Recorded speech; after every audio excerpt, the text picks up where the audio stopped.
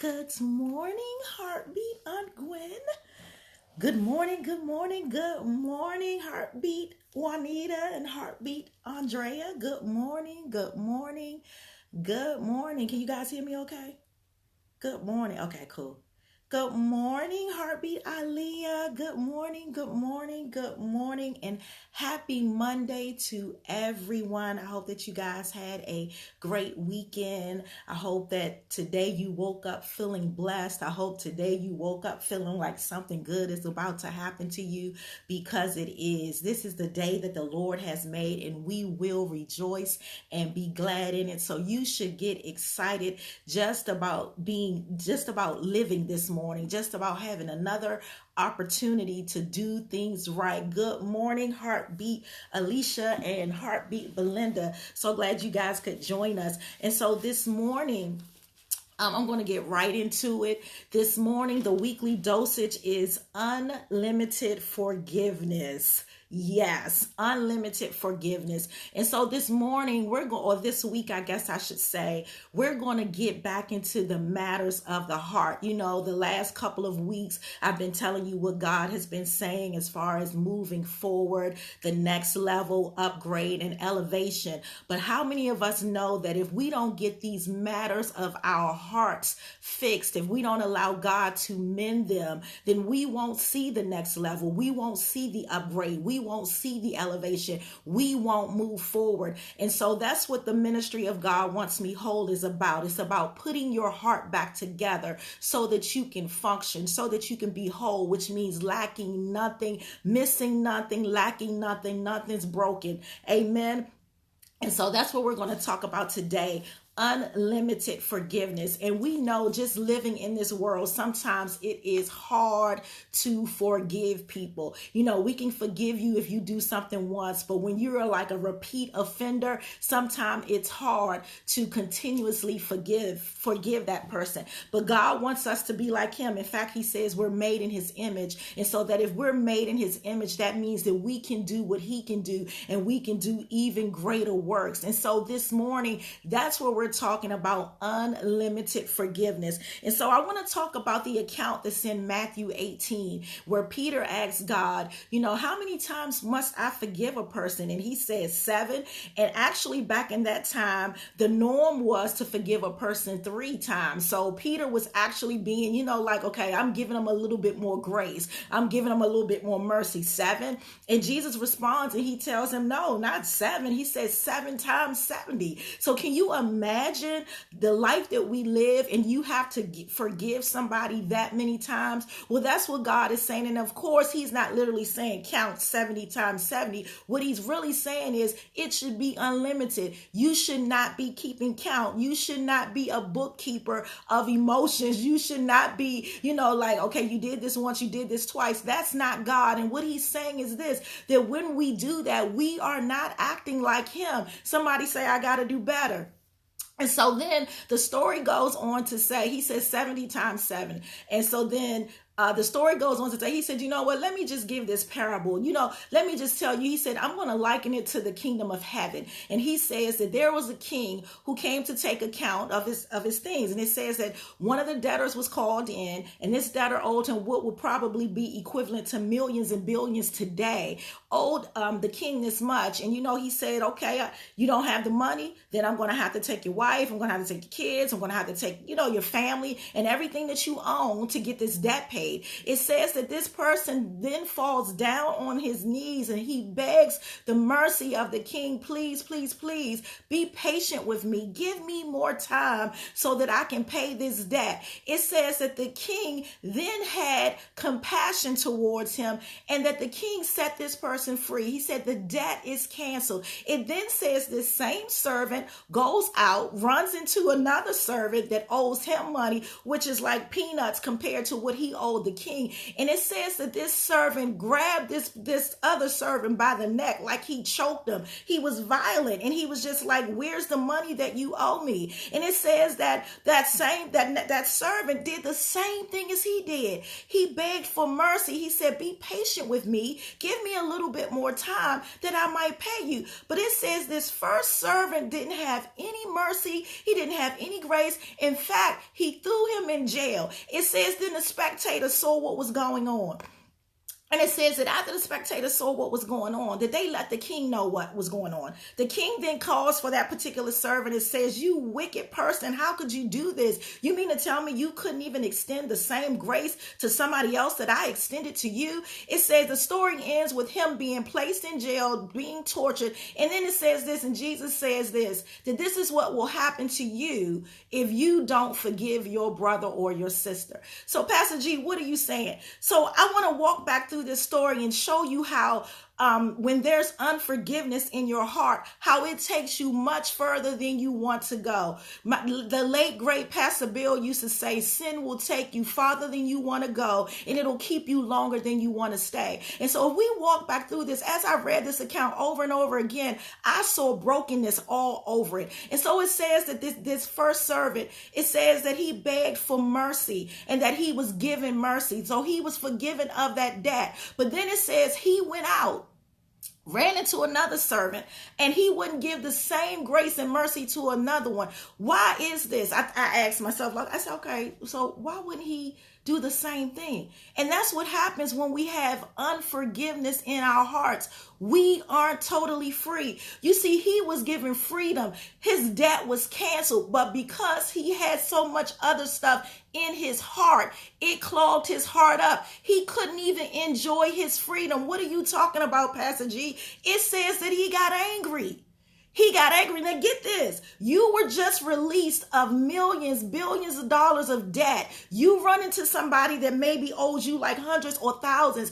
How in the world could you be angry? It's because you have some other issues in your heart. And so this is what happened when we stay in unforgiveness. Unforgiveness has cousins. It has anger. It has envy. It's jealousy. All of these characteristics are related. And so when we carry unforgiveness in our hearts, not only are we carrying that, we're carrying anger, we're carrying envy, we're carrying jealousy, we're carrying all these things, we're carrying control. Think about it. He was power hungry.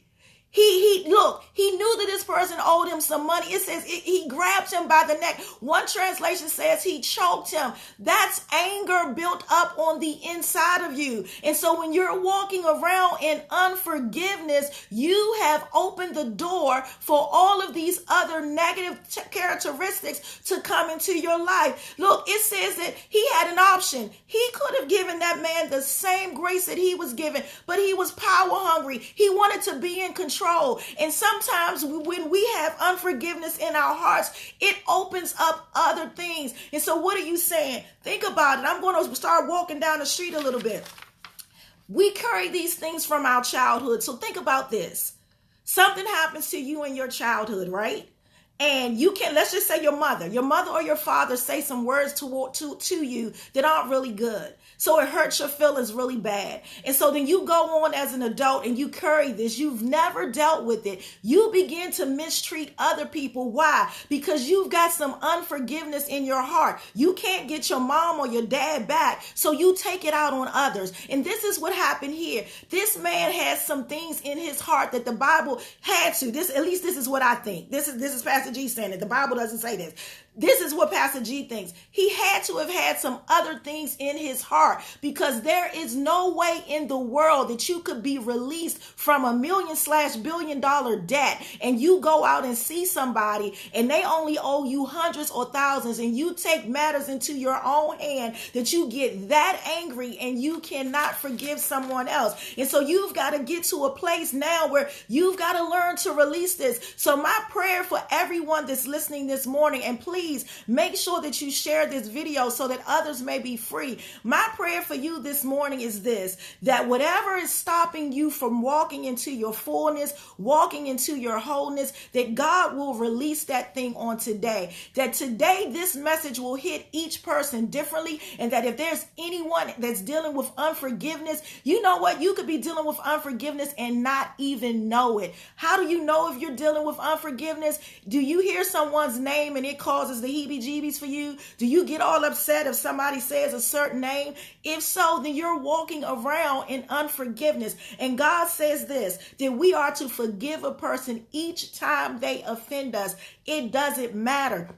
Sometimes we say we're not able to do that. Well, Ephesians 4:32 tells us that we can, that because it's in God, it's a part of his nature, it's a part of what he does, then we too can do that same thing. And so you've got to make sure this year, I know a lot of churches are fasting during this time, and this is a great time to examine yourself and see if there is some unforgiveness in your heart, because you need to be forgiving people. You don't want the one little thing to stop up or clog up your blessing. And so it says that this servant, that he was thrown in jail and he was tortured. And it says, Jesus said that if you do this same thing will happen to you. None of us want to be tortured. Why? If you've been carrying unforgiveness in your heart, that is torture enough. Whatever that situation is, it has pained you enough. And so it's now time for you to be free of that. It's time for you to forgive your parents for words that they may have said to you. I know they may have hurt. I know you may have felt like you weren't treated fairly among your other siblings.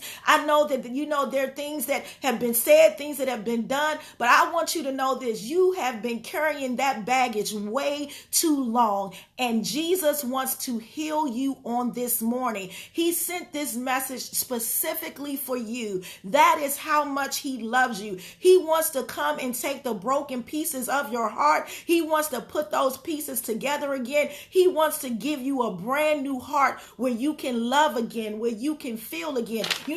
Unforgiveness can put us in a state where we can't even feel. We're numb. There's so many people walking around with this. I like to tell this story that Jerry Saville told years ago, that there was a woman who was married and her husband cheated on her and she was in the hospital sick. And Jerry Saville said he went to visit this woman and he told this woman, God told me to tell you that if you can forgive your husband, that you will be healed. Do you know she refused to forgive her husband and she died in the hospital, all because she would not forgive him for infidelity that happened years ago? That is torture. And I do not want that for you, Heartbeat. I want you to be free. Not only do I want you to be free, God wants you to be free. And so today, I want you to search inside yourself. And if you are dealing with unforgiveness, I want you to know that that is not of God. God wants you to forgive limitlessly. It doesn't matter what the person has done. Remember, he says this. He says, cast your cares on me because I care for you. So if someone has hurt you, like I told you last week, when we were little kids, we will run and go tell our mother. We will run and go tell our father. And God is saying, even though you're an adult,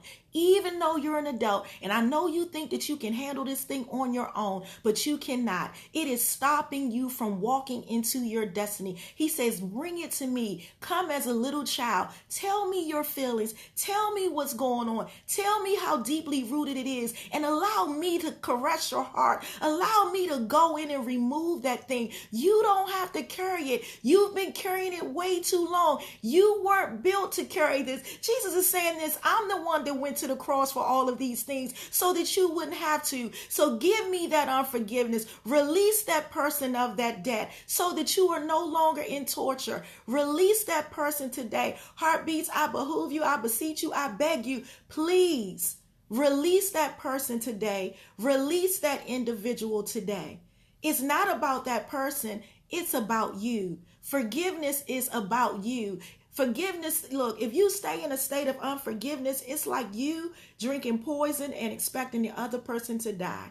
And that's never going to happen. You're the only one that's going to stay in a condition where you're hurt. And God does not want that for you. Remember this, forgiveness is not for the other person. Forgiveness is for you. So today, forgive mom, forgive dad, forgive that sister, forgive that brother, forgive that cousin, forgive that aunt, Forgive that uncle.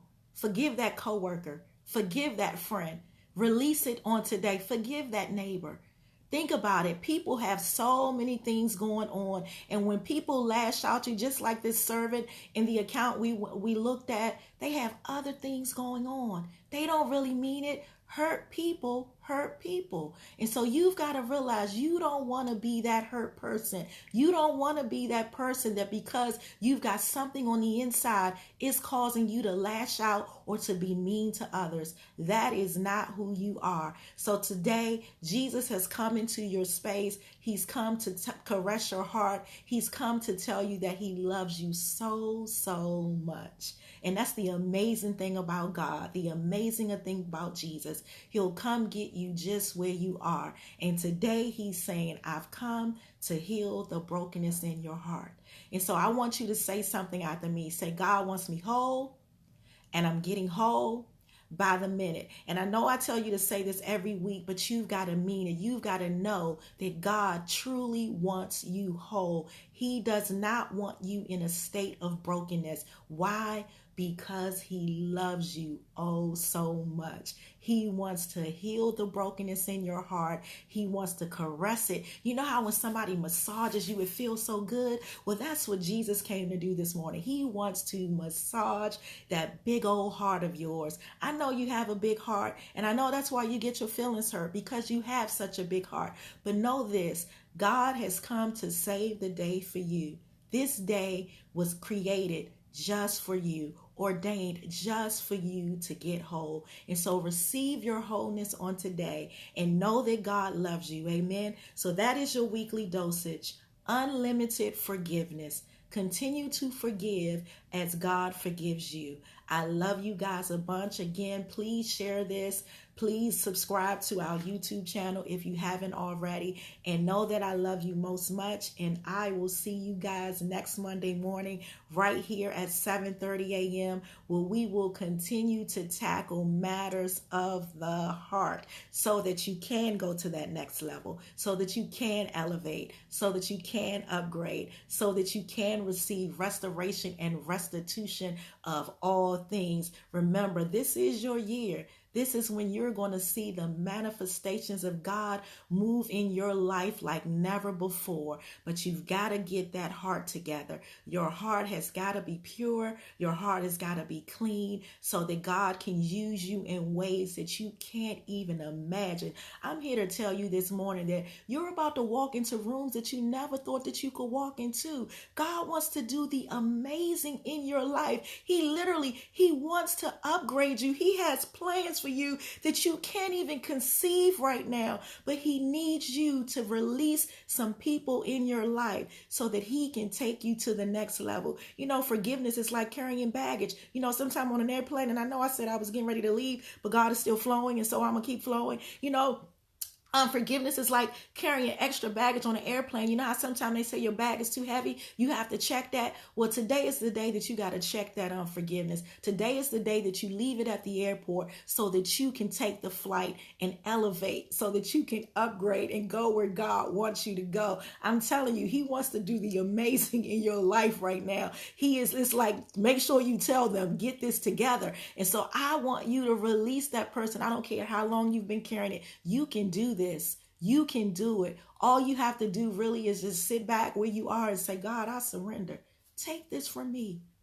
I don't want to be like this. Trust me, I know. I carried it for years, and I know that it's not easy, but it is easy. Why? Because you've got the best trainer in your corner. You've got Jesus Christ, and he's telling you, you can do this. Today can be the beginning of the best days of your life.